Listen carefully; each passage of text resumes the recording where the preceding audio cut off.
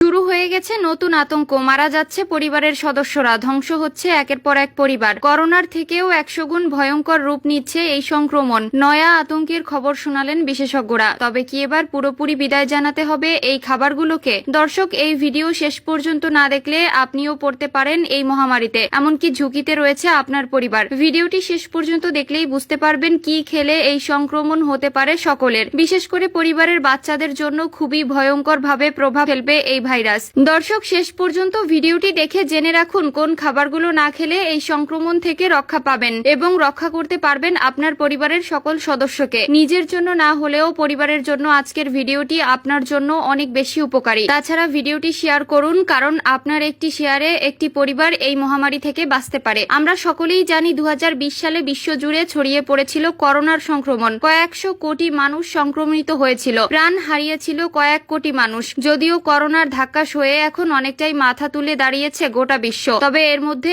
আবারও ভয়ঙ্কর সংক্রমণের আন্দাজ করলেন বিশেষজ্ঞরা, যা কোভিডের থেকেও 100 গুণ ভয়ঙ্কর রূপ নিতে পারে। এই পরিস্থিতির মধ্যে বিজ্ঞানীরা আগেও দাবি করেছেন যে আরও মহামারী আসতে চলেছে। আর এবার বার্ড ফ্লু নিয়ে নতুন করে চিন্তা বাড়ালো পিটসবার্গের এক গবেষক। জানা